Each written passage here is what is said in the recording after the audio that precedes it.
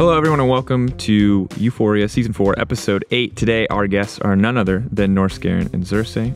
Welcome to both of you. And as you both may already know, and as you might at home, we're available on Spotify, iTunes, YouTube, and SoundCloud. And ladies and gentlemen, we're on the cusp of Week 8. The race for playoffs is on. Every team can technically still lock playoffs, but obviously it's a bit more difficult for some. Shout out to Mystiques, who thought he was locked out. You're not, buddy.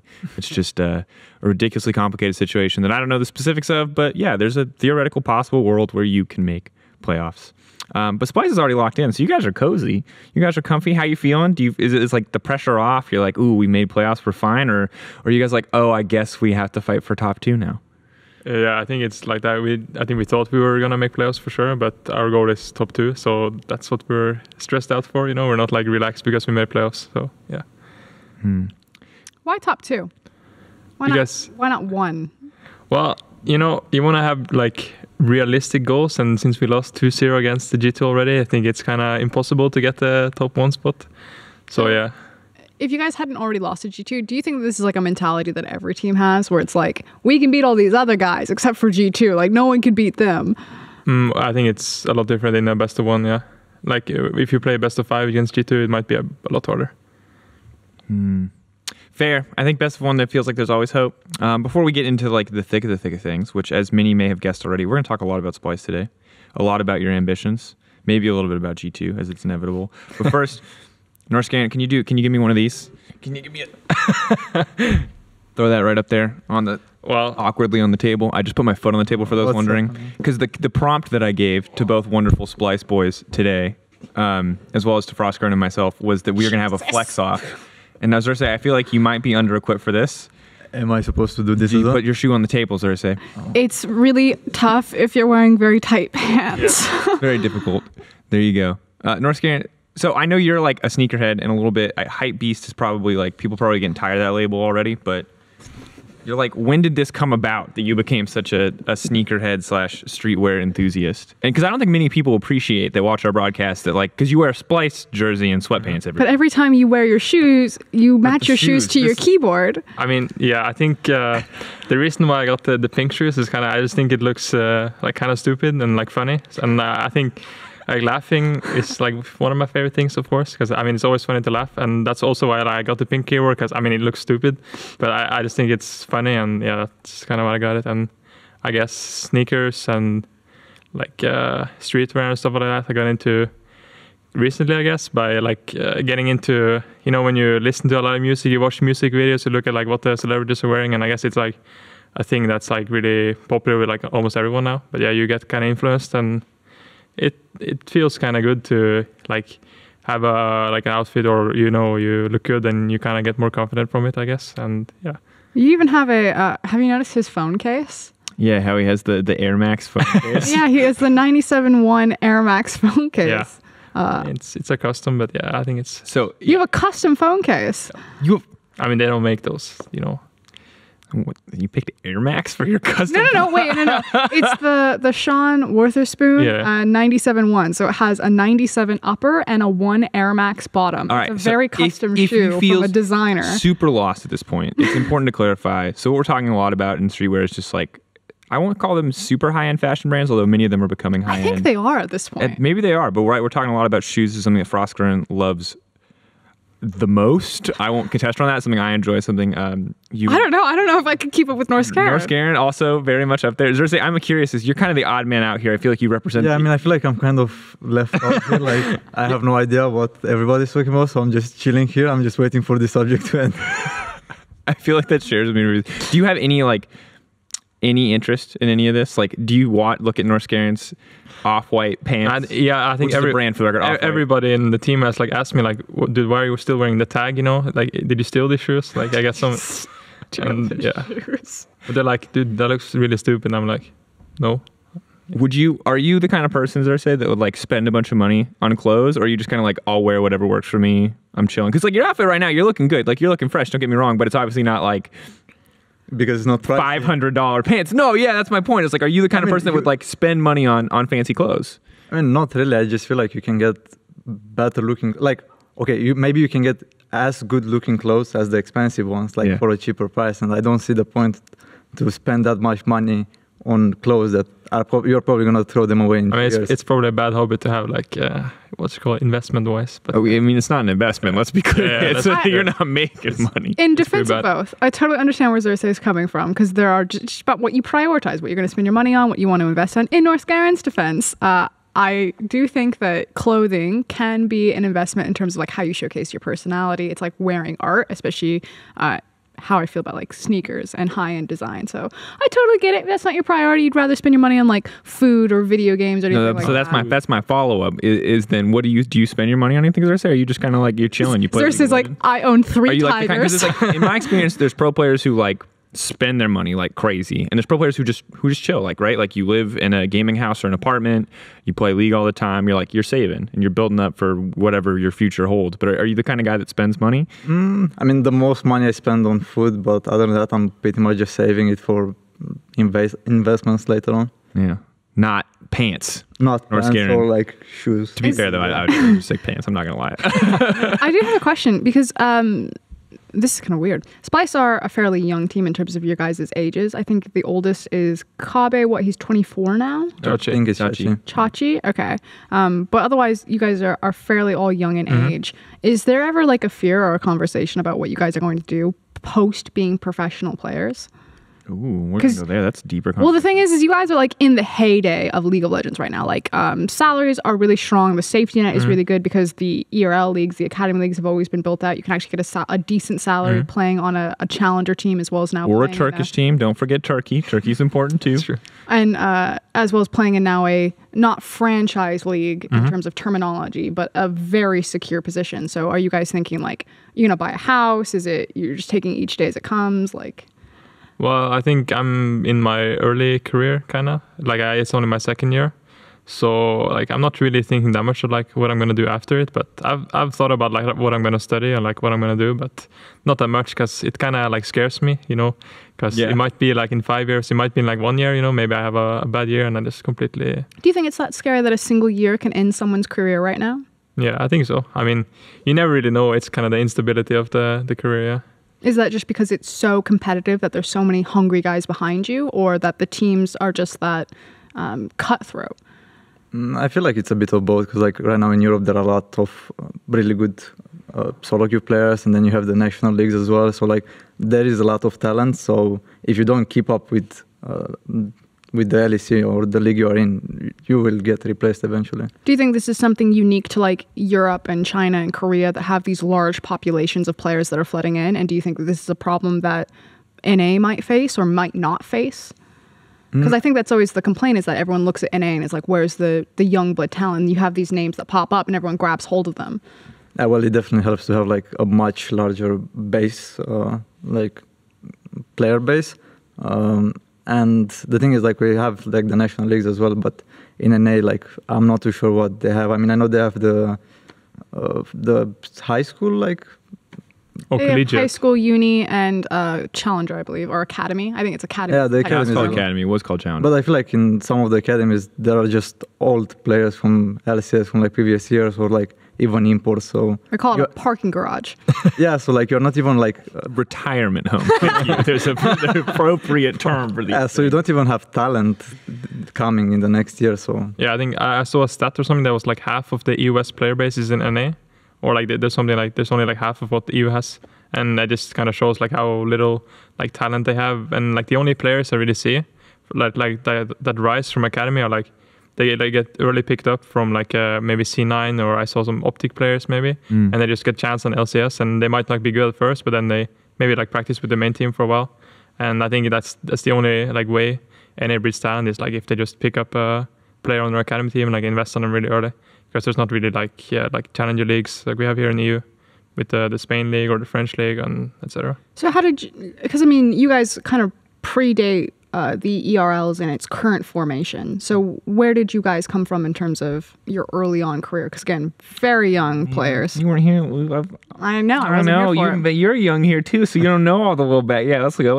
Let's before we talk about your team, how about just a quick rehash of where you guys came from? Because there are probably also a lot of new fans of the LEC this year who don't know you as I mean, I've talked to you before, Xerxe, a lot about your history. And Norskeren, I know yours a decent amount. Last time you were here, I think it was with Upset, though. So he was flaming you every 30 seconds. Yeah, I mean, my first team was with Upset in 2016. We tried to qualify for Challenger Series with Mouse Awards, so that failed. And then I played I was subbed in to an American Challenger Series team. And we were there, or I was there for like 2 months or something. And then after that, I played in the French league and then Schalke. But I guess my question is while that's like the start of like your tournament career, were you just a solo queue player that got high up and then you, through friends that were doing these tournaments, that's how you got drawn in? Or were you like specifically scouted? Well, I think I started playing like tournaments in like my home country in Norway. And then I thought it was really funny. And then I just got high ranked in solo queue at a very young age. And then I just started playing with some people, got to know them, and then they invited me to their teams. And yeah. Were you always a support player? Yeah. I mean, I tried to play AD actually for one split, but then because it's like my favorite role, whenever I'm like feeling down, I pick up some Lucian, I do some short dashes and I just pop off. But yeah, I think support is probably what I'm gonna have the highest peak at. The secret strat is there that you like Kabe will lock in the Vel'Koz and people will be like, oh, it's Kabe's AD Vel'Koz, and you lock in the Lucian. Yeah. Hopefully, if we have a game where it doesn't matter, I'll get to play AD on stage. Oh. I don't want to see that happen. Yeah. I'm glad I didn't want to actually, then Xerxe can play support. You really like Yuumi, no? Yeah, so like when Yuumi got released, I Did you just say with a straight face, I really like playing Yuumi?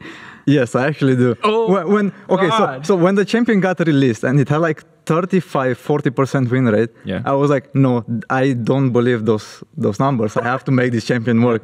So I proceeded in playing 20 games in a row of Yuumi, and then what was your win rate? I think 40%. You're doing God's work. But I was still learning the champion. And I remember that week we were playing Schalke. So Odo told me that they scouted me. And they were like, and then Dylan asked Odo, like, what's wrong with me? Why am I playing so much Yuumi? Am I going to play support on stage? And I just told him, no, I was just practicing a new champion. That's why you're a mystery, dude. It's because like half the you're like the Kiana jungle, they're like, is this one real? The Yuumi support, they're like, is this one real? You never know. Yeah, you never it's know. always a surprise. But like whenever a new champion comes out, I always see Xerxe's matches and like 25 games in like one day, like with one champion, and then the new champion. Do you think that actually gives you like a really wide champion pool? Not that you'll play Yuumi jungle or anything like that, but please play Yuumi jungle. Just show me. Twisted Fate Yuumi. If you could have Yuumi jungle, Twisted Fate mid lane, and then you just run to mid. Play Yuumi in jungle. I know, but it would be cool. To help you clear. Yeah, you can. But even then, you don't even get the XP. The new funnel. Oh my god. Oh, please no Yuumi in the jungle. But do you think that has bled over into your professional career? Because you have this reputation of having, like, you play anything. And you can be a master of, like, specific champions, but it's usually, like, weird shit. Well, it definitely gives me an advantage that I get to... I mean, I like to have a deep game knowledge about every single role. So if I am going to gank bot lane, I know what the new champion does. And I do this for every single champion and all the new champions that are being released.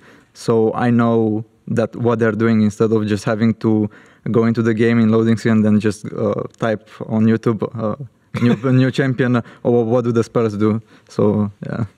You don't want to be the guy on ProView pressing tab to read his Garen abilities. You want to understand firsthand what Garen's. Is that what Wonder did? Yeah, of course. Yeah. All right, certain G2 Garen, joy. So now we can like. Xerxe, I feel like we didn't get to... Do you want to know Xerxe's? I know Xerxe was on Unicorns of Love. So when I first started playing League, I was 600 Elo, which is the equivalent of Bronze 5 nowadays. This is like such an inspiration. So you're telling me that there's hope. Iron. Oh, wait. Iron is the lowest division right now, right? Yeah. Okay, so it's Iron.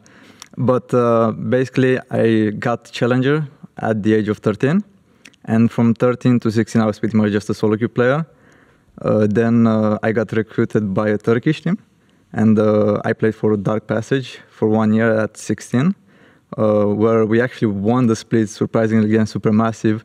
And the funny thing is, like, we in the regular split, we all the games against them, like even the Scrims. So we go on stage. It was a team with Caps, actually. I was playing with him in the team, and we just trio Supermassive. But the sad part is that because me and Caps were both 16, underage. we couldn't qualify for the world's planes, or where all the wildcard regions play. So we just had to stay home and just watch the team lose from home. Actually, who was it who replaced? It was Xerxe, no? Xerxe and Koskyu. Yeah, it's a downgrade. Ooh, haven't heard that name in a while. Old mate Koskyu. Wonder if he's back at school. We'll check in on Koskyu later.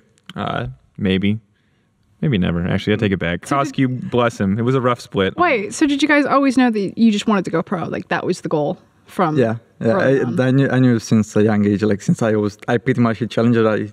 I felt like I can do this, and I just believed in myself. I think every kid's dream, if they're playing a video game, they want to go pro in it. Like, I think every kid who starts playing Fortnite now, they dream about going pro, and same with League, I think. But yeah, especially for me. It's hard not to when you watch on TV some kid just made $3 million. I'm like, I could do that. I definitely can't. I've played like a few hours of Fortnite, and I know that I can't. But that's back to the people that can. What's so crazy to me is that in like the current climate, like because you have the mainstream Fortnite guys who are just winning ridiculous amounts of money. But back when when you were 13, that road didn't exist almost at all. Yeah, I mean, there wasn't like the LCS was just starting. That was like the very beginning of that. Yeah, it was the beginning. So like you didn't even know like, hey, is it gonna be in 5 years? Like, is it even gonna be in like 1 year from now on? So like, it was just a risk to take at that point. Was there any backup plans? Yeah, just keep going to school. I mean, you were I was playing the game, but I was still going to school. So if anything goes wrong, I can always go back to school. Is that the plan then for both of you, that you'll exit, maybe go back to school? I mean, yeah, after I played in Challenger Series with Schalke, I still went back to school, but then I came back because I got the Rocket offer, and I thought, like, dude, this school thing sucks. I just want to play LCS. Yeah, but my original plan was, like, finishing high school first and then go playing, but I was so bored. Like, I just wanted to... So did you not finish high school? Did you come straight in? Damn, dude. Damn, you're like an there's NBA. They will never let the media interview you because you're like their dream case. They're like the kid who dropped out of high school. I feel like every LEC player now is like a dropout, no? But then all he needs to do is put his shoe on the desk. Yeah, and they see. You just put the cloud up there. No, I mean, it's totally fine. I'm happy that you guys have like found such success so young, and it's like a testament to our, I don't know, to like the strength of European League of Legends that come up so young. My mom, the best advice that I ever got from my mom is she looked at the world and she was like very much into technology, and she said that you're going into a world where the job market is going to be so limited that you are going to have to be demanded to make your own job. And I think that esports is actually like a perfect representation of that they saw, we all saw like a market, and we made our own professions and like forged a trail. And now that trail has been pushed. Like people will come up behind you of like the 13-year-old Xerxe, like, this is what I've got to do. These are the steps that I need to take. But this guy was fucking out here in the wilderness. Like, I think that this will work. So there's the two versions. I feel like you guys have very similar stories, but the way Norskeren, the way you portrayed is like, is to wrap this up, is like very casual, right? Like I was playing some tournaments, and I went pro, and so from age 13, I was challenger, and I knew I'd be pro, and that's the most anime shit that I have ever heard in my entire life. I actually made a post of like an AMA on Reddit as well. So. No, I remember actually when I was like when I started playing tournaments, I was like 15, and the scene in Norway was like really bad, but I still had fun. I traveled around the country, and I remember like I was struggling in school at the time, and I remember like my teachers being like mad at me for playing so many video games, as my mother as well.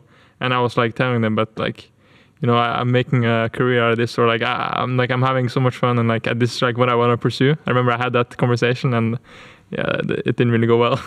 So I was like kind of like my mother took away my computer, like what's it called, the cable or whatever, and the Ethernet cable. Yeah, and then I couldn't get it. I couldn't get it until I did like my homework, and I guess my grades or my schoolwork went better, so I got it back. But yeah, it was a rough time. It's a tip for parents and for kids. And just remember, anytime your mom doubts you, just slam that foot back on the table. Bam, mom. You know how much these shoes cost? I made that money being a nerd and playing video games. Bam.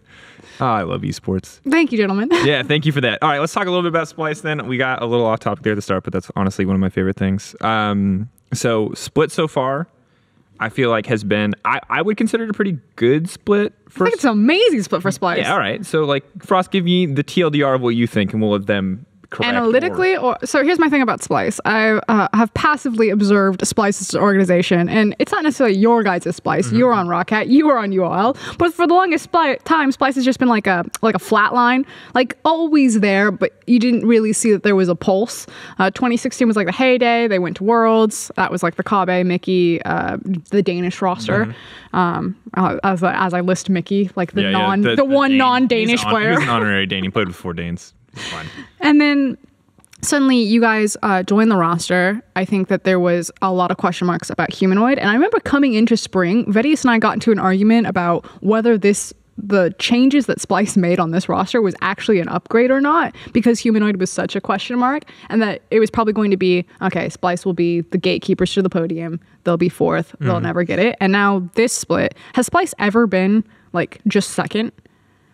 Outside of the 2016, like, isn't this technically the best that Splyce has ever done in a regular season? I think that it's hard for me to remember the double group days because H2K was at the top for a while, so they might have been like second in the context of a group. But I think second overall, or at least contesting second at this moment. If you would have beat Excel, you would be sole possession.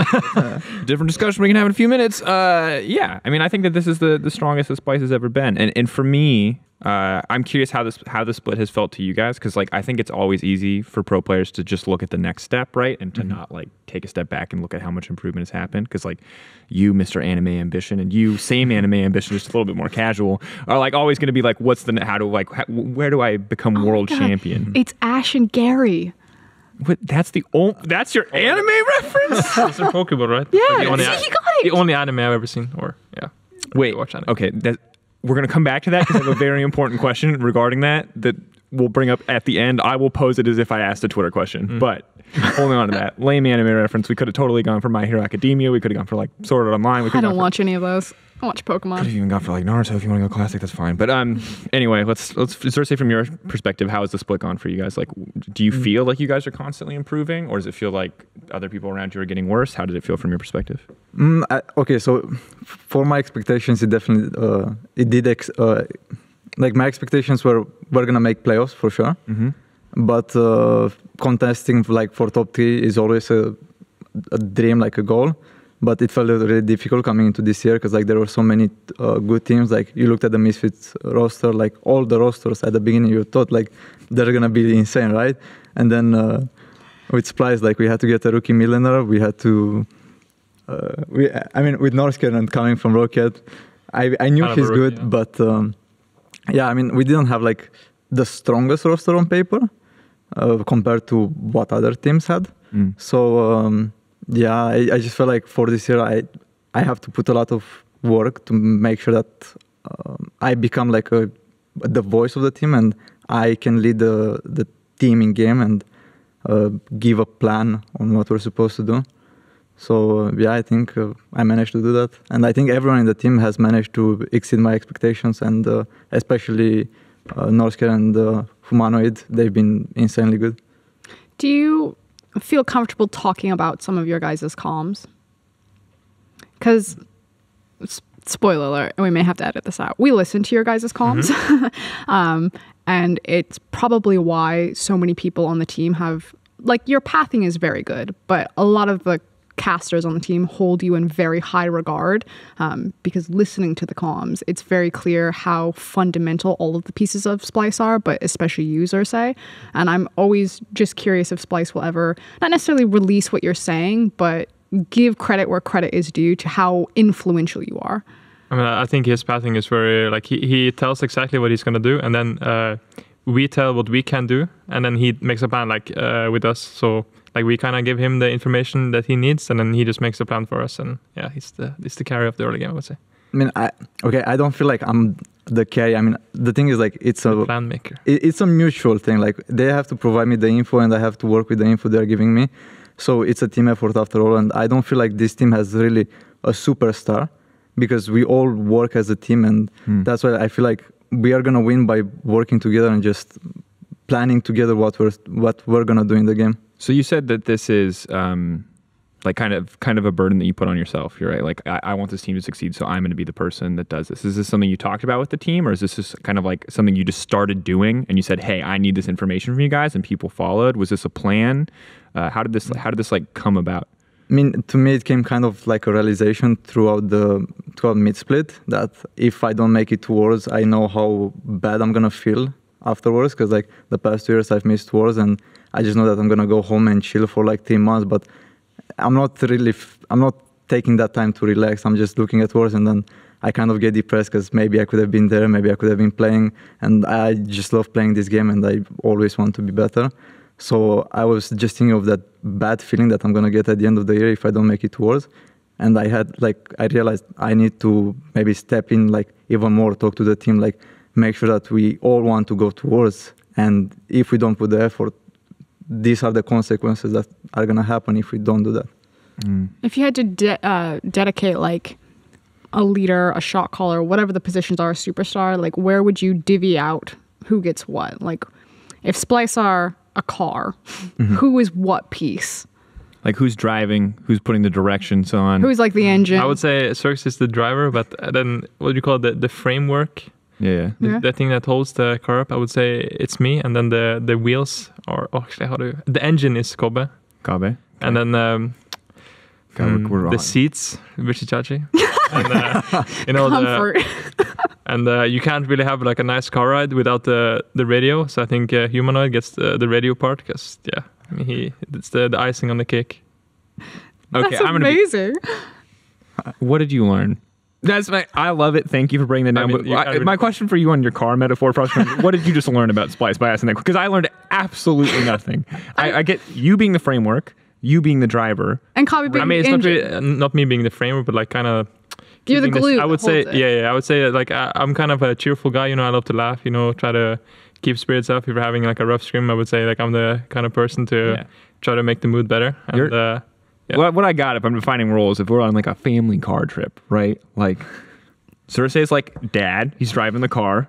Norskeren's mom in the front seat, like, stop hitting your brother, like whatever, like blah blah blah blah blah. Like Kabe's like The favorite child. Kabe's clearly the favorite child.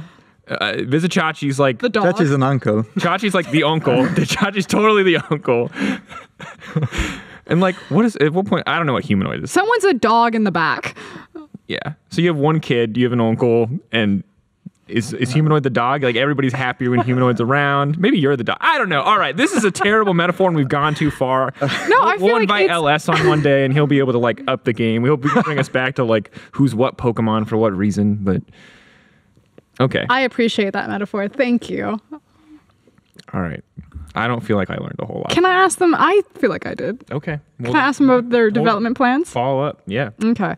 So, Xerxe, you were just talking about how you didn't want to have that disappointment of not getting to go to Worlds. But in terms of like, we as casters, when we come into a split, we make goal sheets. And like week by week, we're very careful about, okay, this week I'm not going to say Legacy and Kings. Or this week I'm going to, like This that. week I'm going to push Ignite on the enemy champion. Oh, no. Stuff like that. Do you guys have like development plans, or is it all just like achievement focused? Like how do you measure how you guys got better? Is this like I'm gonna get better at pathing, I'm gonna get better at a champion? Is this I'm gonna press Ignite? Well, I think I've learned from like at least I've heard that you should not really like focus on achievement. Like if I said I would like I want to go to Worlds, like that's like my goal. But then I think if you have that like achievement, you're striving towards that, you need to kind of instead like focus on like how you can improve the most instead. Because if you have you need to get to Worlds, then you might feel like nervous because you need to win. But I think it's important instead, like, or what I've heard or learned, that you need to like focus instead of like playing your best, being confident, and that will help you instead.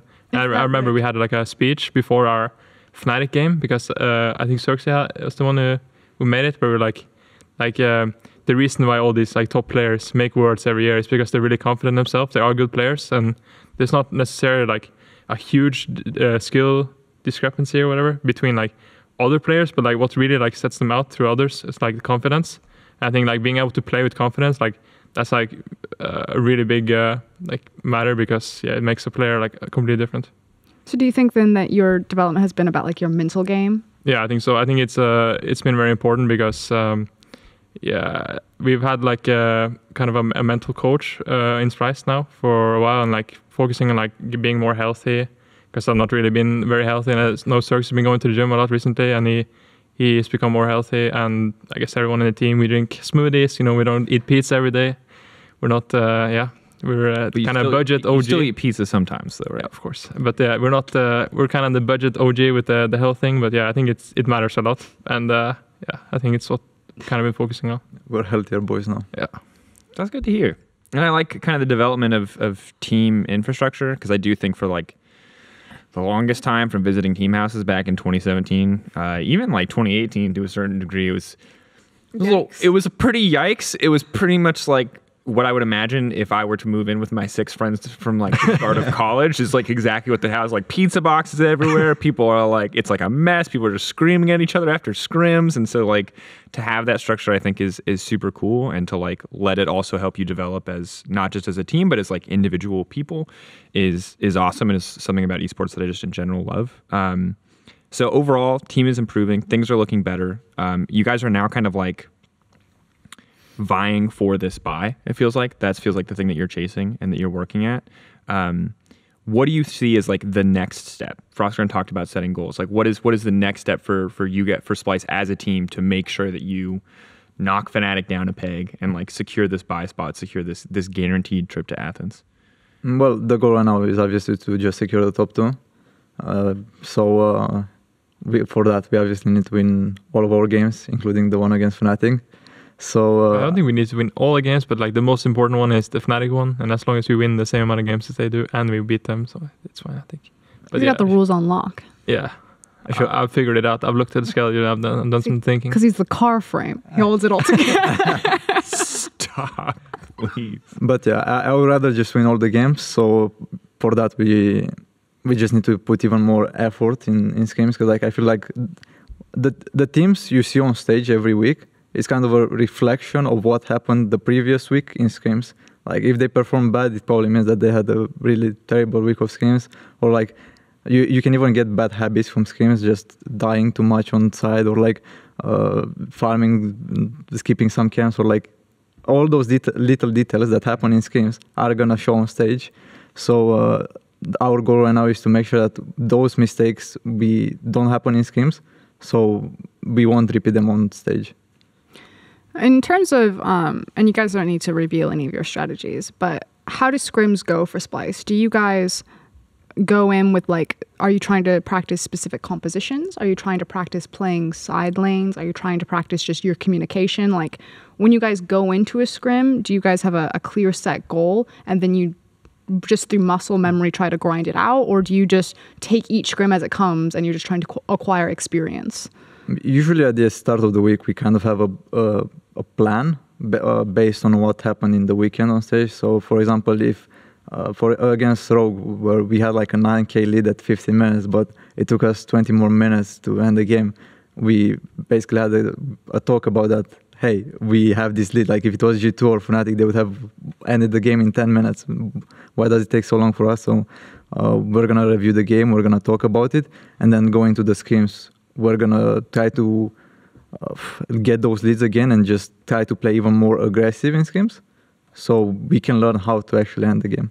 So speaking of looking back at games where you may not have been able to close out, or games that were difficult and trying to set new goals, the Rogue game is interesting, and I think we follow up on that one, but the Excel game was a surprise for many people. Some people picked Excel, like Papa Smithy and Ramah, and they were right, but everyone else, I think, pretty confidently, myself included, picked Splyce to win that game. I thought this is my freebie prediction for the day. You guys just met. So it's like, what happened in this game, Norskeren? I want to get your take, and then we can get Froskurinn's take, because she's got thoughts. Yeah. Let me tell you, she talked to me about this before the podcast, and she has words to exchange with you. But from your perspective, kind of what went wrong in game? Was there any problems in draft? Where do you see issues that you can go back and work on from this Excel matchup? Well, I'll be honest. I thought maybe our prep work was not that good, and we kind of got surprised in draft. And yeah, it kind of made it was a bad start to the game, because we ended up giving 2 kills to Aurelia, and that kind of made the game over, because we also threw a lead top lane by like calling Xerxe to come like bot side for no reason, and we just really panicked, I guess. And after the 2 kills happened mid lane, which was kind of my bad, because I was too greedy with my spells, and yeah, it's really sad. But yeah, after that, those 2 kills, there was no like way to get real pressure, and because of like how our draft was, and yeah, I think we just got kind of stomped after that. Xerxe, do you want to explain what he means by not using his spells? I think you had a great way to describe it.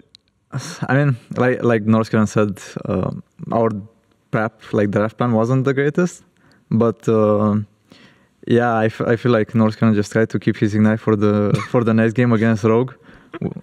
We won the game, so I appreciate that. To be fair, you got that first blood with the ignite in the Rogue game. Yeah, of course. I mean, so it carried over. Yeah, I mean, that game was pretty much lost on mechanics and execution. I don't think it was any deeper than that, like we got out macroed or anything like that. We just had a 4v1 in the river against Irelia, and then I ended up dying. Then later on, we had the 3v2 mid lane, which you have no more advantage, so it's a good fight to take. But if we don't use our spells, then it doesn't matter, right? So that game was just purely lost on mechanics, I would say. I do have some questions, and it's unfortunate that Humanoid's not here because I'm assuming that he was probably a strong voice in calling for the Silas. But why the Silas pick there as opposed to the Aurelia, knowing that was probably going to be the matchup? Did he say anything about it, or did you guys want the Silas for compositional? Because I feel like Splyce are also a team that you guys will sometimes not give up matchups, but play more towards holistic team composition rather than just individual lane matchups.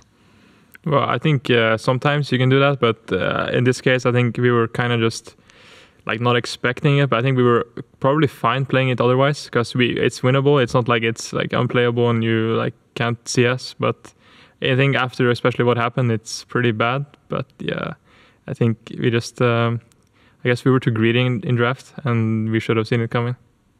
So is this rough? I mean, you guys could just be like, you know, if we didn't feed him 2 kills, it probably would. Well, yeah. I mean, you can say either thing, but yeah, we failed, so we kind of have to say that we fucked up, or yeah. So we got both sides of the coin. You're like, you technically could have won with that draft, even if it's not ideal, but you misexecuted. But ideally, if you have to go back, you just never take the same draft again in the first place. No. Interesting. How often do you feel like this mechanical execution thing is plagued you? Is this something that shows up in scrims? Is this just like is this a confidence thing on the day of? Don't feel like it happens too often. I mean, to be fair, I think this is the first time it actually happened on stage, and I feel like that's partially because of confidence and like being nervous a bit, because I feel like we are much more confident in ourselves or more comfortable playing on stage against teams like G2, Fnatic, or like the top teams, right? But then when you play against I mean, I know they're not the weakest team in the league, lower down on the but the lowest team, like you kind of get more pressure on you that you need to perform, you need to win this game, and I feel like this is what happened last year as well against H2K, because we are the team who gave the 0-13 H2K their first win of the split. So. But don't you think that's kind of interesting? Because if you look at G2 and G2 face like a lower standing team, you can tell that they're just kind of playing with their food. And don't you think it's interesting that you say there's more pressure on us? You know, we can't fuck up right now because everyone expects us to win, versus G2 are probably like, we are going to slam these kids so hard. Yeah, I mean, like Norskeren said earlier, like those teams like Fnatic, G2, like because they have such a big history of succeeding. And like I feel like because they've been towards year after year and they've been performing, this gives the player confidence as well. Like, hey, we are this top team. Like we're gonna beat everyone.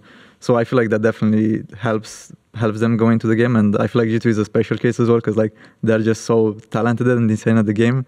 They can just do whatever they want. Maybe not Big Garen, but yeah, they can do almost everything that they want. Yeah. So you talked about kind of confidence being very important. Norskeren, you specifically mentioned it, and you talked about the situation where you didn't feel like you were prepped necessarily as well as you needed to be for Excel. So do you feel like having that prep is important for your confidence, or is it just what Xerxe is talking about, where it is this like fading at bottom team, you're kind of more nervous, more worried because you know what the Reddit thread is going to look like when you lose to the bottom team, you know? Well, I don't really care about what people write on Reddit, because I think it's kind of funny, like going even after a loss, you know, I kind of go there and it always cheers me up because so many people are like they're so stupid. They write like why we lost the game. It's like completely wrong. It's not accurate at all. I'm like sitting there like upvoting the comment because I think it's so funny. But yeah, I don't know. But do you feel like for you, as long as you feel prepared going up against any top team, that like your confidence will be fine and you can go in at 100%? I mean, I know if our scrims have gone well, and I know I've been trying really hard, I think I'm always confident. And I think I'm one of the players who, I don't kind of feel the panic or whatever against the lower tier teams. I'm kind of like trying to keep calm, like calm my teammates. But yeah, I think having like a good prep is always important. Like even if you're like super insane, I think like a super insane team, it's really important to prep, because then you like kind of have like you're faster to react maybe in draft. Like if they do this, then you know like what's the best for you. I think it's really good to like plan out like the second phase to the draft, or like what you do if they ban this and that. How much of Splyce's preparation is through like support staff versus the players? Like, do you guys, when you're facing a team, have like intimate knowledge about what the team is going to do, how they're going to play, or is it your support staff that comes to you and says, "These are what we expect. Prep something for this"? Yeah, I think our support staff is really insane. Like we have like 3 main coaches and some analyst work here and there. But yeah, Peter Dunn, he always does like insane scouting reports for us, and we always like learn so much from it. And even our 2 main coaches, Duke and Mac, they do kind of the draft prep, and then we kind of come in and like say if we agree or not, then we kind of just talk for hours about it. And and this is obviously a large part of the Splyce organization has been praised repeatedly. Peter Dunn, of course, I think most known within the context of the league scene as being an excellent scout for talent. He called Whippo a mile off. He called a lot of the names coming up. Obviously, he pulled you into the teams Xerxe when I think that you had some solid splits, but there might have been some people who were skeptical as to like what your ceiling would look like. So always good to hear praise from them. Now I was looking at this thing because I wanted to talk to you guys about chasing top 2, right? But I look at your schedule, and you guys have a pretty easy schedule. I feel like it's all on you. I would say that, except now you've just told me that like against bottom teams, there's like this looming fear of destruction. And let me tell you, there's going to be a lot of looming fear of destruction here, because your next week you play OG, which outside of Fnatic is your hardest matchup, but OG have looked up and down. You have OG and Fnatic are your tough opponents, but then you also are playing SK and Misfits, 2 of the lowest teams in the league. I feel like it's entirely in your hands to get second. I feel bad for Fnatic, because Fnatic has to play you and Vitality, and I feel like that's a way harder schedule. Yeah, I think we are kind of, or I would say at least for me, I'm really confident in getting the top 2 spot. It's like the goal and what we're going to work the hardest for, and it's going to be really important, the match against Fnatic. So I think I'm probably going to prepare some nice picks for that one. Try to get the cheesy win and maybe some other games. But I think, against these teams like Misfits and SK, it should be kind of easy unless maybe leader pulls out some insane assassin or something and just kind of one-shots us all over. But I think we should be fine. If it was like a best of 5 today versus you guys and Fnatic, who would win? I would say yes. Yeah. So do you think, are you the second best team right now? Well, I mean, it's hard to say because you have not really played them much recently. At least we haven't really played Fnatic much. And last time we played them, I think they were just...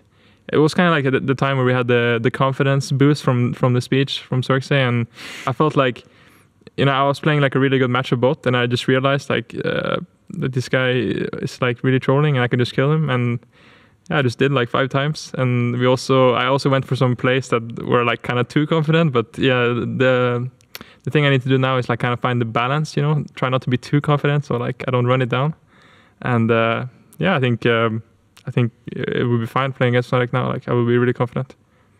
Best of 5 confident. All right, Froskurinn, I want your take then. Are Splyce the second best team in Europe right now? I don't think so. Sorry, guys. Ooh. But I don't think that Fnatic have it by like a super clear margin. I think it would obviously come down to execution of draft every single time, but that's the only reason why I can't confidently say that in a best of 5, Splyce would win it versus Fnatic. I'd have to see every single draft every single time to be like, okay, this team I think theoretically should win this game. So has the easier win conditions. Why does Fnatic have the edge then currently if it's this like close, hard fought best of 5? What to that? Is it history? Is it a pedigree thing? I think it's consistency. I think, to be frank, that if I was placing money or let's say credibility on percentage game between Fnatic and Splyce, that if I look at Norskeren, if I look at Humanoid, I'm like the highs and lows, the variance is really high versus someone like Nemesis who just sits on the Corki and the Azir. Now, that said, if Splyce goes against... I thought you were about to say Hillsang too. I was going to be like... No, I wasn't going to say Hilliard at all. player. I was waiting Well, for that. I was kind of like, as a counterpoint that, I would say some of the Fnatic players have really high lows as well. Whippo and highs. Hilly are probably Yeah. the easiest ones to point But out. I kind of see where you're coming from. Brox is definitely slumping, but in clutch moments, and this could just be that, I mean, frankly, no one really knows what this Splyce roster looks like in a clutch moment. It could be that you guys get that best of 5, you guys go to game 5, and it's you guys that get the clutch moment. But in terms of the tape that we have to study, like everyone's always going to take the safer bet and say Fnatic can do it because we've seen the Fnatic players. When the story very well could be, I mean, we brought this up in the story meeting just last week where I was like, we could be building this Fnatic G2 final, and in reality, Splyce could get that 3rd place match or that 2nd place match against Fnatic, and it could be a Splyce G2 final, but no one's ever going to see that coming because no one ever has tape that, you know, in game 5, it's Norskeren that gets the Baron steal because he uses unsealed spellbook over the wall and gets the smite, you know what I mean? And like, unfortunately, like that's just the underdog story that you guys are stuck with. And I don't want that to like dampen you. I hope that like ignites, because everything that I hear from you guys, just the language choices that you use, you guys seem really like humble. You're obviously a very intelligent team. I personally think that Splyce have been really fun to watch, but I know that not everyone in the audience agrees with that. But like, use that underdog story and know that gives you an edge, because no one expects that when you guys go up against Fnatic that you can win, but Fnatic doesn't expect that. Fnatic said that if they could have picked you instead of Vitality, that they would have. So this is like the ultimate storyline where Splyce can get their revenge, and holy would that be amazing to say in a cast. Yeah. And to be fair to Fnatic, not that that wasn't a hella unnecessary BM thing to say, albeit funny at the time, you guys were much worse than you are now. And like, Yeah, Steady, Yeah, we were pretty bad at I it. think we improved a lot. I think the thing was, we were like last split, we were like, can Splyce break into top 3? Can Splyce? And the answer was no. No, you couldn't. Like, no, you couldn't. You couldn't beat OG and Fnatic. But now, not only are OG falling, which is like, if OG just got worse and you guys were top 3, it wouldn't have meant much to me. I would have been like, hey, Splyce, whatever. But the fact that you are contesting second and are rapidly improving, I think is what's so significant. I think top 3 for you guys would have been easier this split than it was last split, just because this like 6 to 1 slot is kind of just a mess right now, to be honest. And a lot of teams are losing games where you might not expect them to. Although you guys have now joined that in the random loss to Excel, to be fair. But the fact that you're also risen up and you're contesting a Fnatic, I think does mean a lot, and how you're doing it is pretty significant. I will say this: in the recent losses, it's more encouraging to think that Splyce will win, because the way that you guys lose is through like random moments where you just run it down in the mid lane, versus in the ways that Fnatic have lost, it's like really problematic, like fundamental breakdowns of what side of the map that they should have been playing, how their drafts were organized. And so like in just kind of the back half, I think that an analyst could probably make a case for Splyce in that best of 5 and saying like, well, when we see these teams playing like garbage sometimes, you know, at least when Splyce are doing it, it's very random versus like fundamentally wrong, if that makes sense. But again, it's, if I had to bet, people are always going to bet on what the consistency factor. Yeah, I think I understand when people say that. I like being humble now, because I've not really achieved anything. Like with this team, we haven't really like done anything insane. We got 4th place last split, so I'm not gonna come like be super confident and say I'm gonna smash people, because I don't really have any like finals or like any good placement to back it up. And I think it's fine for now to be humble and just try to show it through the games. Do you feel like you're going to be a changed man if you get your game 5? I don't care where, but if you get your like game 5 heroic Baron steal, do you feel like that's going to fundamentally change you? Actually, whenever I played Spellbook, like it was always my dream to like try to steal Nash in the late game with Spellbook, you know, because it's really funny. And I've done that in Scrims, and like I remember like even in Scrims I was like kind of shaking, you know, trying to like out smite the enemy jungle, and yeah, it's pretty fun. But yeah, that would be like the dream scenario. Yeah, and that's a ton of pressure. And I feel like we may have used it too much, I think, last year where we talked about X Factor, but that like is always going to be a thing, right? Like when a very older version of Splyce played G2 and it went to full 5 games and Perks was getting destroyed in mid lane. He hates when I say that. He swears that he beat that match versus Cucks, but you didn't let it go. I'm not letting it go though, so I can't really speak. But anyway, so he was losing. I mean, it was literally 2 plays from both Mithy and Perks where it was an insane flank and a blast cone over a blue buff wall into like a flawless Cassio ult to win a best of 5 that was otherwise unwinnable. And so I do think that when you have a player like Xerxe on your team, variance or no. Obviously some great games, obviously some bad games. You always kind of give them, if it's like pretty close to 50-50, you always give them this edge because you assume that when the pressure's on, they're going to show up. I think that's the only thing that I'm missing from Splyce right now. And that could just be that you guys haven't been given the opportunities, but I'm missing the clutch moments. But then also when you look at Splyce victories, you guys never put yourself into situations of clutch moments, because you could very easily say like, well, if you needed to make that Baron steal, you were probably a shit team for 90% of that game anyway, because you need to rely on the steal. And that's just not how Splyce play the game. So then maybe it's also like reworking my expectations of what your guys' win conditions are, how you guys think about the game, and then how you execute on them. I mean, that's why our games take so much time, because we don't go for the, let's say, 50-50 plays. Like we always try to go for the play that has the highest percent of working, and just taking the lowest amount of risk we can take. And yeah, that's why it takes a lot of time for us to win the game. I'm looking forward to seeing that next evolution, though. When, like, let's say the fundamental book on the objectively right play is like mastered, and you guys know, and sometimes you go, well, you know what, honestly, we have a 3K gold lead and I'm just better than this guy. Let's take the effing fight. Like, let's just go. Right? Like, and I think that's the thing that I'm looking forward to, is the next evolution of Splyce. But the fact that honestly, the fact that you guys have progressed as quickly as you have this split, and looking at the schedule you have upcoming, it's going to be a super tight race between you and Fnatic, because both of you have very similar records in the second half at this point. Obviously, there's new tiebreaker rules this split. It's head-to-head first, but then after head-to-head, if they're 1-1, it's whoever has the better win record in the second half. So now that you've lost to Excel, things are very close. However, Twitter questions. You guys came out very spontaneously, as I forgot to make a graphic, so Frosco was the homie and made a video. We have a number of Twitter questions from your fans. But we have about haters. 6 of them. So specifically for Norskeren, from Akin. Thanks. Norskeren, what is he thinking about the Volibear support trend? And is there a chance that he locks it in himself instead of just hovering it for the memes? Well, Volibear has been seen playing in multiple regions now. I think I saw both in LCK and LPL, and maybe some other like wildcard regions. But yeah, it has some like niche picks it's really good into, and some it's not that good into. So if the right situation comes out, I'll play it, of course. He's ready. Ooh, can I go? Yeah. All right. Gamza at Miss Gamlerin, if I mispronounce your names, as always, sorry. For both of you, if you get to choose one good and one bad habit from the other, or one bad, I guess both. We'll say if you could pick one good, we'll make it wholesome, sorry. What would you get? Like, if you could take one thing from Xerxe, is it like his gym going? Or are you just like, I want that discipline? Like, what would you take? His insane ability to drive a car? I think it's like the amount of solo queue games he plays, honestly, because right now I think it's really important to play a lot of solo queue, because I mean it improves your mechanical skill. And whenever I see like a new champion, I look at Xerxe's match history, I see 30 games played a new champion like 2 days, or even like 20 games in 1 day. I'm like, damn, that's pretty cool.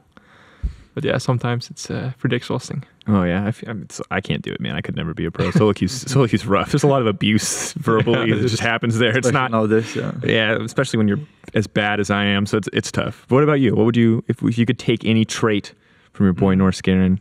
I think it would be his positivity, and I knew you were gonna say that. Like his ability to cheer the team, like no matter how down we are. This is so wholesome. It's so wholesome. I'm gonna cry.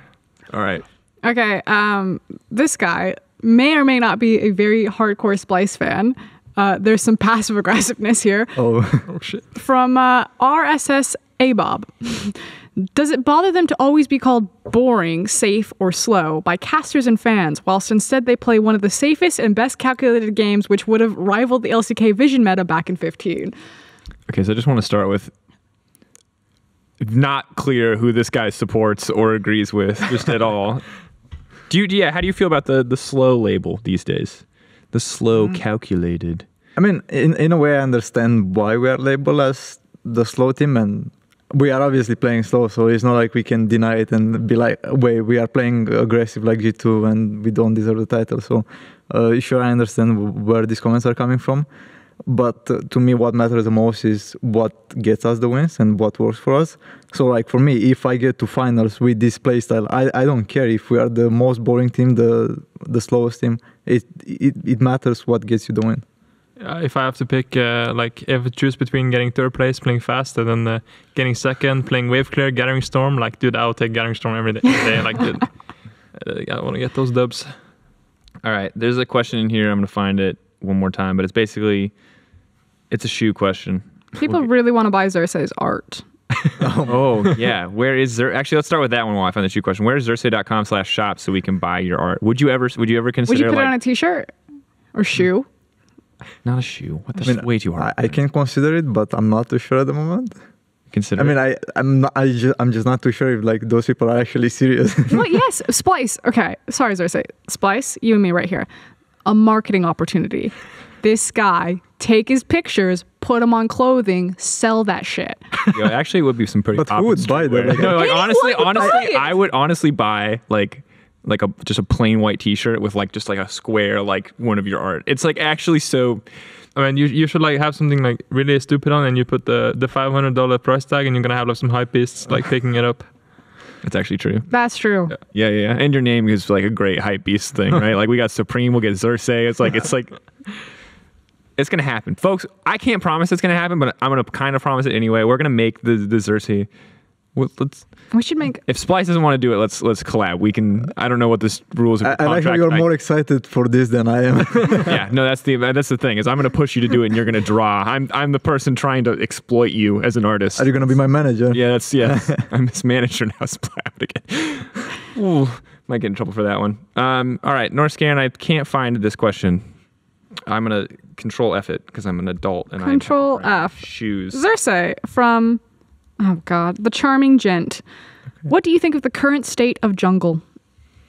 I feel like it's in a okay spot. There is obviously the Sejuani Java matchup, which is kind of the equivalent of Azir Corki in the mid lane, which is kind of boring for me, and that's why I try to bring the Kiana, the Sylas, the Gragas to make it a bit more fun for the viewers. But I mean, I feel like it's an okay spot because you can obviously pick some niche champions, but then you have the meta champions, which are pretty boring. Did you find it? I can't find. All right, what shoes are you wearing right now? Give us the rundown, and then what is your favorite pair of shoes of all time, Norskeren? I mean, right now I usually just wear low tops because it's really hot, and I think like Off-White X Nike is like my favorite collab or like my favorite shoe, and I think my favorite one is probably the what's it called, the Hyper Dunks. Even though I don't play basketball, I really like that one, and yeah, I think it was the first like hype shoe I got, and like I don't really wear it that much recently because it's really big and it gets warm. But yeah, I really like it, and I guess just every other Off-White Nike shoe. All right, that question was from @VinceTables. Lilislav Perkovic is what I think your name is pronounced as. We'll try that. If it's a Hunger Games scenario, this one's from @HireBot, MeApe. If it's a Hunger Games scenario but with LEC teams, which person/team wins in the end? If you're fighting to the death with a random assortment of weapons, Battle Royale style, let's say all 5 of you as a team, where do you place?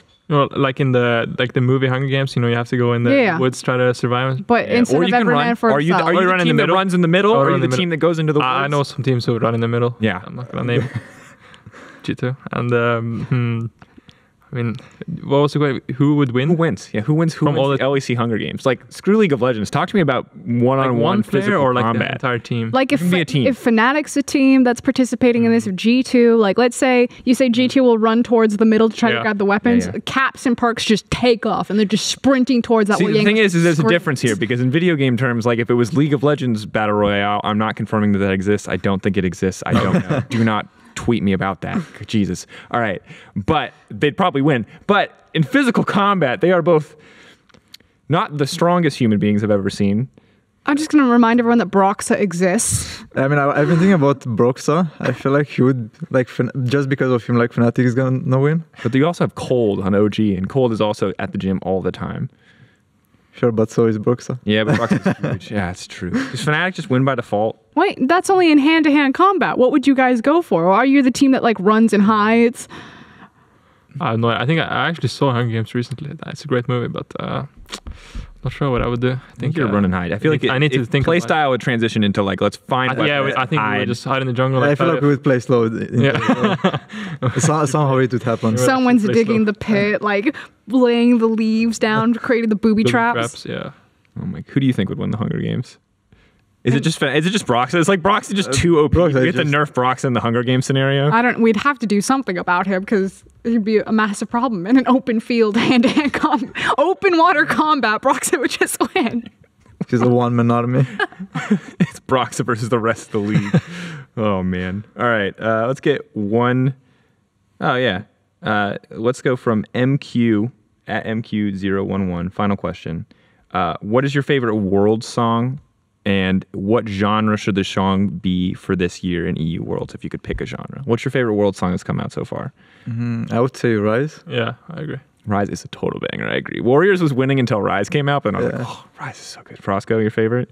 I think Rise, yeah. Yeah, Rise is too good. But they're all really good. Like, they're really insane, every song. Popping off. If you could pick a genre. But actually, there's one, wait, is the KDA song, is that from Yeah, Worlds? you can call that one from Worlds. That's like came out. I'm really around. tired of the song because we had Beat Saber, if you guys know what Beat Saber is. Yeah. And yeah, Hugh and I would like play this game and this song like for like at least 1 hour a day, like in spring. And I got so tired of the song. Like whenever I hear it, like I just get bad memories. Like from him just standing there and like and just hear it on the. Why don't you just make him wear headphones? Yeah, we should have done that. But I think he kind of refused at one point. That's bad etiquette for the record, making wear headphones. All right, so definitely not KDA. If you could pick a genre for the world song, would you want more like banger anthems? Do you want like some like electronic stuff like that Zed song we had? I'm a big fan of rock. You want some rock, like heavy metal? Yeah. Hell yeah. Yeah, like Pentakill, the Ukrainian songs. That's Pentakill pretty was lit cool. too. But yeah. Frosco, anything?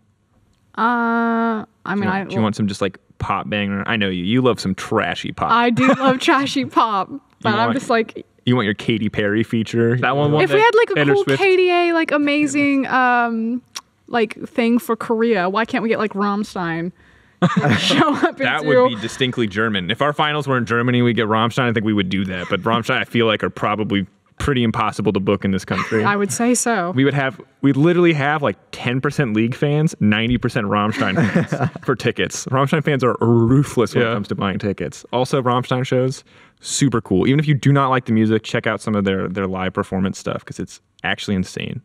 From the pictures that I've seen, I've never been there.